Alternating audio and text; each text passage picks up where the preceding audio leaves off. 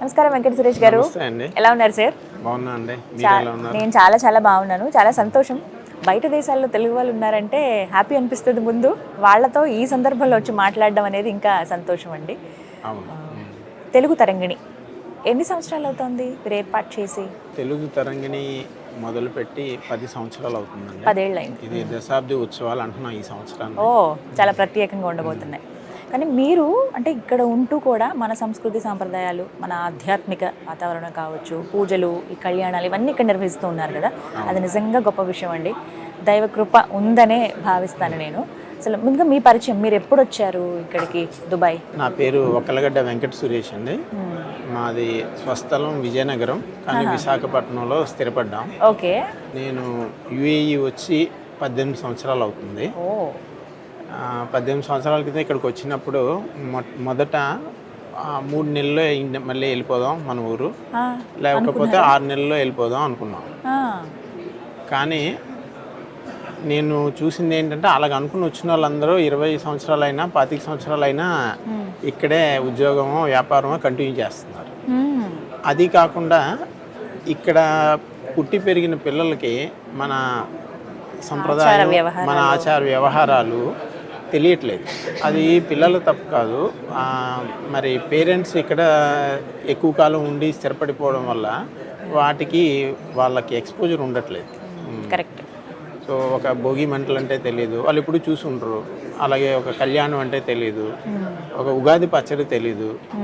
So ఇది చూసి ఒక్కోసారి బాధ వేసింది. ఒక 2-3 ఇయర్స్ అయ్యాక తర్వాత ఇక్కడ ఎన్నాళ్ళు ఉంటామో ఏంటో తెలియదు. కాబట్టి మనం ఇక్కడే ఉంటే పిల్లలు ఇవేవి మిస్ అవ్వకూడదు, కేవలం ఆ ఒక్క ఉద్దేశంతో తెలుగు తరంగిణిని మొదలుపెట్టాము. మొదలుపెట్టి ముందు అసలు ఏం చేయాలని అనుకున్నాం. అంటే ఇక్కడున్న పరిస్థితులు, గవర్నమెంట్ రూల్స్, రెగ్యులేషన్స్ అవి కూడా తెలుసుకోవాలి కదా.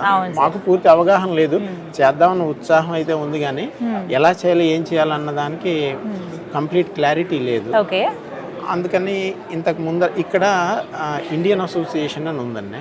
Indian association is a registered legal body. వాళ్ళని సంప్రదించడం జరిగింది. అండ్ మీ అందరికీ తెలుసు, ఇక్కడ యుఏఈలో మెజారిటీ ఇండియన్స్లోని మలయాళం డయాస్పరా ఎక్కువ. అవునండి, కేరళ వాళ్ళు ఎక్కువ. సో ఒక యుఏ కాదు, గల్ఫ్ అంతా. తెలుగు వాళ్ళు 18 సంవత్సరాల క్రితతే హార్డ్లీ కేరళ వాళ్ళతో కంపేర్ చేస్తే అరౌండ్ 10%, 15% ఉంటారు. ఇక్కడ మలయాళం మీదే ఎక్కువ అవగాహన, ఫోకస్ వాళ్ళకి తెలుసు. మన తెలుగు అనేసరికి మనం మొదటి నుంచి వాళ్ళకి ఎక్స్ప్లెయిన్ చేయాల్సి వచ్చింది. కానీ వాళ్ళు మాకు వీలైనంత సపోర్ట్ అయితే ఇస్తాము, మిగతా అన్ని మీరే చూసుకోవాలన్నారు. మొట్టమొదటిసారి చేస్తున్నాం కదా, ఇప్పుడు దేవుడి విగ్రహాలు తీసుకొచ్చి ఇక్కడ కళ్యాణం చేయాలి అంటే గవర్నమెంట్ పర్మిషన్స్. అదే మామూలుగా అయితే అవి నాట్ అలౌడ్ అండి. వర్షిప్ ఆఫ్ ఐడల్స్ అని ఇదని ఇక్కడ కొన్ని రూల్స్, రెగ్యులేషన్స్ ఉన్నాయి. సో వాటి కోసం మేము ప్రత్యేకమైన అనుమతులు తీసుకోవడం జరిగింది. అసలు మీరు జరిపించేటువంటి కార్యక్రమాలు ఏంటండి, ఏమేం చేస్తారు? మేము గత 10 సంవత్సరాలుగా 3 ఫిక్స్డ్ ప్రోగ్రామ్స్ ఉన్నాయండి. సంక్రాంతిలో దేవుడి కళ్యాణం, గోదారంగనాథ కళ్యాణం కానీ, వెంకటేశ్వర కళ్యాణం కానీ సంక్రాంతికి చేస్తాం. అలాగే ఉగాది పచ్చడి, పంచాంగ శ్రవణం అయిన తర్వాత ఉగాది రోజే మోస్ట్లీ చేస్తాం. ఒకవేళ ఉగాది రోజు వర్కింగ్ డే వచ్చేస్తే ఫాలోయింగ్ హాలిడే వీకెండ్ ఏది ఉంటే అది. ఇప్పుడు వచ్చే మార్చి 31వ తారీఖున ఉగాది చేస్తాం. ఉగాది 30వ తారీఖు వచ్చింది, కానీ రమదాన్ ఉపవాస దీక్షలు ఉంటాయి కాబట్టి ఈద్ రోజు ఈద్ ప్లస్ ఉగాది అని ఉగాది ప్రోగ్రామ్ 31 మార్చి చేస్తున్నాం. ఉగాది, సంక్రాంతి తర్వాత కార్తీక మాసం వనభోజనాలు అవి కూడా జరుపుతారు.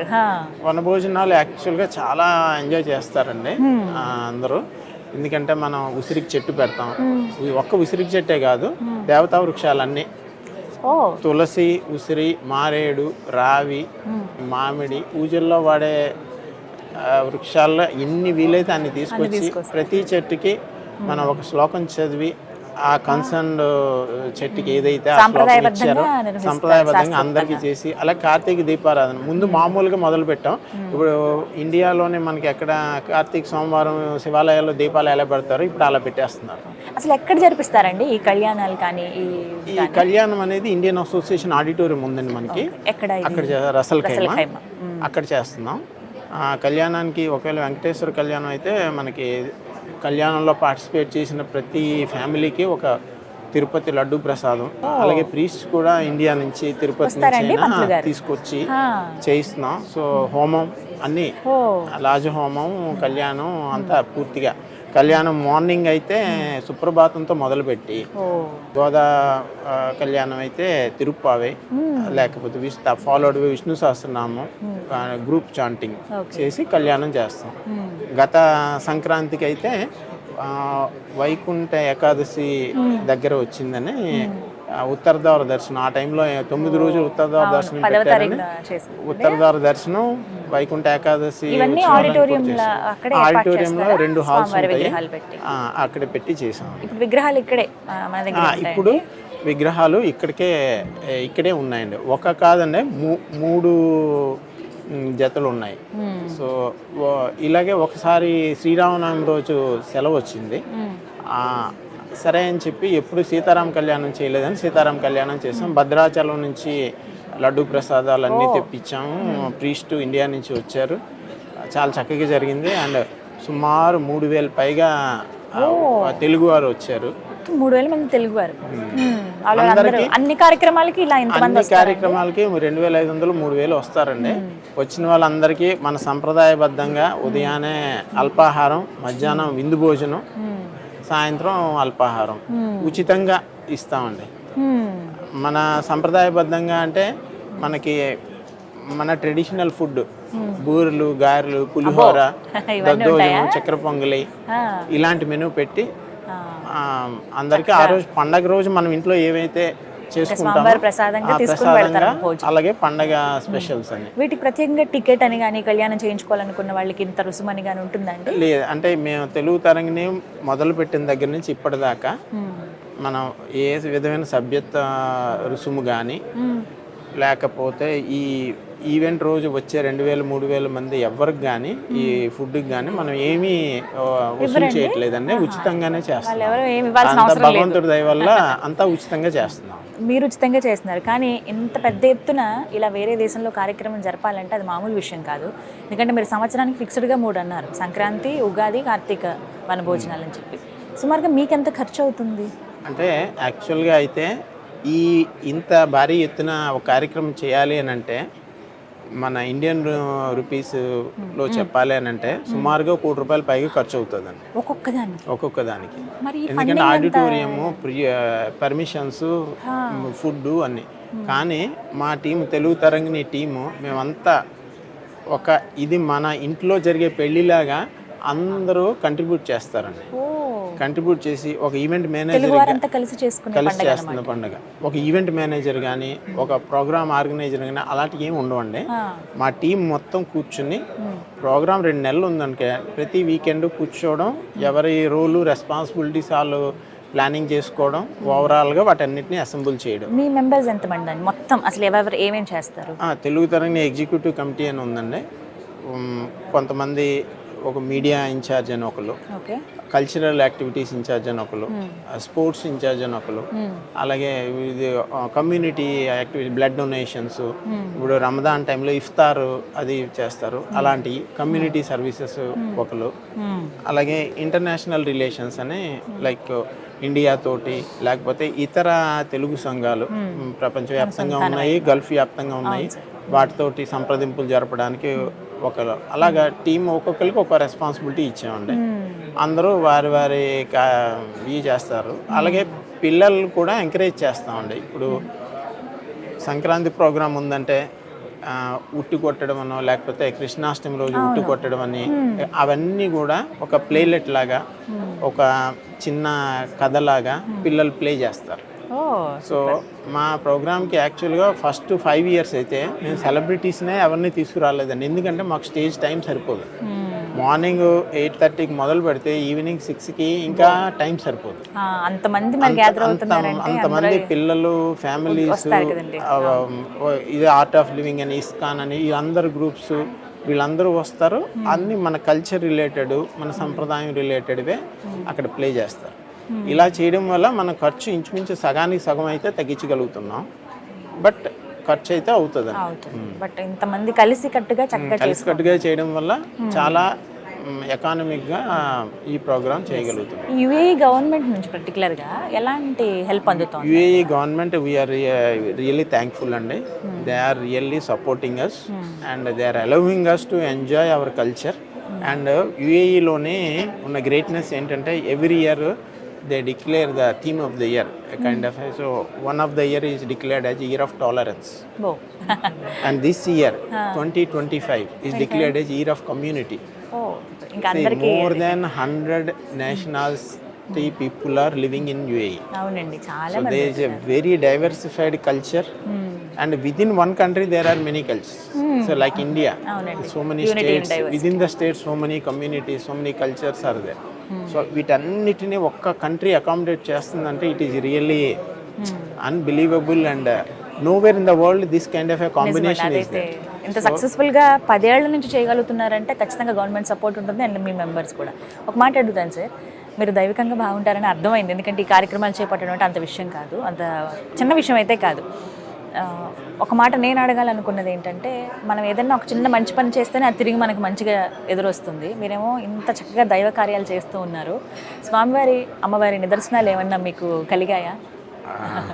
కొన్నిసార్లు అనుకోనివి జరుగుతూ ఉంటాయి. ఇలా ప్రతి కార్యక్రమానికి మాకు ఎన్నో నిదర్శనాలు కనిపిస్తాయండి. చాలా మిరాకిల్స్ ఉంటాయి. మిరాకిల్స్ ఫర్ ఎగ్జాంపుల్ గత సంక్రాంతి లేటెస్ట్ది అయితే మేము ఇంతవరకు గోదావరి రంగనాథ్ కళ్యాణమే చేస్తున్నాం. వెంకటేశ్వర కళ్యాణం చేద్దాం అనుకున్నాం. వెంకటేశ్వర కళ్యాణం చేయాలి అంటే వెంకటేశ్వర స్వామి వైభవం అందరికి తెలుసు కదా, the richest god in the world. So ఆ గ్లోరీ మనం మెయింటైన్ చేయాలి. It is a big challenge. చేయగలమా మనం? అంత ఇది అరేంజ్ చేయగలమా అని అనుకున్నాం. మేము గోదా కళ్యాణం చేయాలని అంటే సంక్రాంతి లోపు చేయాలి. మామూలుగా భోగి రోజు గోదా కళ్యాణం అయిపోద్ది, తిరుపావే అయిపోతుంది. తర్వాత కూడా చేసుకోవచ్చు, కానీ ధనుర్మాసంలో చేయడం విశిష్టం. సో అందుకని ధనుర్మాసంలోనే గోదా కళ్యాణం చేసేస్తాం.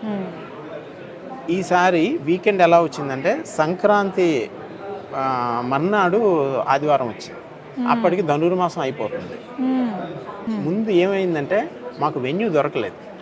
ఈసారి వాళ్ళు మాకు మలయాళం సోదరులు ఏం చేశారంటే అయ్యప్ప పూజ ప్లాన్ చేశారు. అయ్యప్ప పూజ చేసేసరికి మాకు ఆ రోజు సంక్రాంతి ముందు రోజు వెన్యూ మాకు దొరకలేదు. ధనుర్మాసంలో వచ్చే వీకెండ్ ఇది దొరకలేదు. సరే అయితే ఇంకా నెక్స్ట్ వీక్ చేద్దామని చెప్పి నెక్స్ట్ వీక్ చేద్దామంటే పెద్దలు ఏం చెప్పారంటే ధనుర్మాసంలో చేయగలిగితే విశిష్టం, కానీ ధనుర్మాసం దాటిపోయాక మామూలుగా చేసుకోవచ్చు, ఇంకా వేరే ఏమిటో ఆలోచించండి అంటే అప్పుడు అయితే ఇది భగవంతుడి నిర్ణయమే అనుకుని మేము వెంకటేశ్వర కళ్యాణం డిక్లేర్ చేసి ఫ్లైర్ రిలీజ్ చేసాం 19th జనవరి అని. మేము ఫ్లైర్ ఎలా రిలీజ్ చేసాము, ప్రిలిమినరీ అరేంజ్మెంట్స్ చేసుకొని వెంటనే మన మలయాళ సోదరులు వచ్చి లేదు మీది, వాళ్ళు అయ్యప్ప పూజ అది చేస్తారు అంటే విత్ ఆల్ డ్యూ రిగార్డ్స్ మన ప్రోగ్రామ్ని వాళ్ళు బాగా ఎంజాయ్ చేస్తారు. వాళ్ళు వచ్చి చూస్తారు కదా, ఇలా 3000 మందికి మీరు ఉచితంగా భోజనాలు పెడుతున్నారు. ఫుల్ డే ప్రోగ్రామ్ మార్నింగ్ నుంచి ఈవినింగ్ వరకు. మేము ఇంకా చెప్పాలంటే అఫీషియల్గా చెప్పం, కానీ ఒక 250 మందికి డిన్నర్ కూడా పెడతాం. ఎందుకంటే మన మెంబర్స్ అక్కడ వర్క్ చేసి ఇన్వాల్వ్ అయిన వాళ్ళు ఒక 70-80 మంది ఉంటాం విత్ ఫ్యామిలీస్. అది కాకుండా మిగతా ఈ ఎల్ఈడి స్క్రీన్ వాళ్ళు, ఆడియో సిస్టమ్ వాళ్ళు, ఈ టెంట్ హౌస్ పీపుల్ అని వర్క్ చేసే వాళ్ళు ఉంటారు కదా, వాళ్ళకు 50-60 మంది ఉంటారు. ఇంకా కొంతమంది కంటిన్యూ అవుతారు. సో ఒక 200-300 మందికి డిన్నర్ కూడా పెడతాం. సో ఎంత మీరు ఎలా చేస్తున్నారని అడుగుతారు. అది అలా జరుగుతుంది, మేము చేసేది ఏం లేదంటే దే రియల్లీ ఎంజాయ్. అందులోని తిరుపతి లడ్డు అంటే they also like very much. వాళ్ళు ఇక్కడికి మేము లడ్డు తీసుకొచ్చి తిరుపతి లడ్డు ప్రసాదం ఒకరికి ఇస్తుంటే they feel it is like a wonder. వాళ్ళకు కూడా మనం ప్రసాదం ఇస్తే they feel very happy. So వాళ్ళు లేదు మీరు చేసేది బాగా చేస్తారు కదా, మేము అందరూ కమిటీలో అడుగుకున్నాం, మన తెలుగు తరంగిణికి ఫస్ట్ ప్రయారిటీ ఇచ్చేద్దాం, మీరు 12th January you take the venue అని చెప్పారు అన్కండిషనల్. అసలు ఎక్స్పెక్ట్ చేయండి జరిగింది. సో 19th జనవరిది 12th జనవరికి మార్చాం, కానీ ఆల్రెడీ వెంకటేశ్వర కళ్యాణం అని అనౌన్స్ చేసాం. సో మరి అది మార్చడం ఎందుకు? ఇంకా స్వామివారే వెంకటేశ్వర కళ్యాణం చేయించడం కోసం మాకు టెంపరీగా వెన్యూ బిజీ అని చెప్పారు. డిక్లేర్ చేయగానే వెన్యూ దొరికింది మళ్ళీ. ఇది ఒక నిదర్శనం. అలాగే తిరుపతి లడ్డూ ప్రసాదం ఇప్పుడు 200-300 మందికి కనీసం, అంటే ఒక్కో ఫ్యామిలీకి ఒక్కో లడ్డు ఇవ్వాలన్నా సరే ఒక 500-600 లడ్డూలు కావాలి. ఒక 200-300 వచ్చాయి అనుకోండి, మిగతా వాళ్ళకి సరిపోవు. అప్పుడు ఏం చేస్తామంటే కొంచెం మిక్స్ చేసి ఒక్కొక్కరికి కవర్లో వేసి ఇస్తాం. కానీ ప్రతిసారి లడ్డు ప్రసాదం రావడానికి ఏదో ఒక మిరాకిల్ జరుగుతుంది. ఈసారి రాదేమో, ఈసారి ఒకసారి అయితే వచ్చి కస్టమ్స్లో ఆగిపోతుంది, because it is A food item. ఈ రూల్స్ రెగ్యులేషన్స్ ఉంటాయి కదండి, సో ఆగిపోతుంది. అదేంటంటే వచ్చిన తర్వాత మనం సేమ్ డే తిరుపతిలో అదే రోజు తీసుకొని దాన్ని అదే రోజు పంపించి ఇక్కడ అదే రోజు క్లియర్ చేసి తీసుకురావాలి. మనం ఇది వారం తర్వాత చేయడానికి అవ్వదు. ఇది ఇక్కడ అడుగుతున్నారు మాకు ఎలా ఉంటుందంటే, ఆ టైంలోనే ఫస్ట్ తిరుపతిలో కౌంటర్లో లడ్డు ప్రసాదం దొరకడం ఒక ఛాలెంజ్, నెంబర్ 1. తర్వాత ఇక్కడికి తీసుకొచ్చి వచ్చింది మళ్ళీ అయితే చెన్నైయో లేకపోతే హైదరాబాద్ తీసుకురావాలి. Number 2 tracking, hour to hour tracking ఉంటుంది. ఇప్పుడు ఆ బయలుదేరిన మనిషి కారు ఏదన్నా ఆగకూడదు, మనిషికి ఏమి ఇబ్బంది రాకూడదు, వాహనానికి ఏమి ఇబ్బంది రాకూడదు. వచ్చిన తర్వాత ఇక్కడ ఎయిర్పోర్ట్కి తీసుకురావాలి, ఎయిర్పోర్ట్ తీసుకొచ్చిన తర్వాత లోపల చెక్ఇన్ చేయాలి. ప్రతి స్టెప్ దగ్గర ఏదో ఒకటి టెన్షన్ ఉంటుంది. ఇది మేము ఎక్స్పీరియన్స్ చేసాం 10 yearsగా. అందుకని మాకు లడ్డూ ప్రసాదం స్వామివారి ముందర అక్కడ ప్లేట్లో పెట్టేదాకా మేము దానికి ఫుల్ ఫోకస్ ఇవ్వాల్సిందే. ప్రతి దగ్గర ఏదో ఒక మిరాకిల్ జరుగుతుంది. ఒక్కోసారి ఇక్కడ ఆగిపోయింది అనుకున్నా సరే ఆటోమేటిక్గా స్వామివారే దాన్ని క్లియర్ చేస్తారు. ఈ పని అవ్వదు, ఇంక ఈసారి ఈ కష్టమేమో అని అనుకుంటాను. మొన్న సంక్రాంతికి అయితే లడ్డు ప్రసాదం మేము 3 వేస్లో అరేంజ్ చేసాం. చేసి ఇంక వస్తుందా లేదా అని సండే ప్రోగ్రాము, సాటర్డే వెన్యూలో అరేంజ్మెంట్స్, మామిడి తోరణాలు అన్నీ కట్టడం, దేవుడు అలంకారాలు చేయడం చేస్తుంటాయి.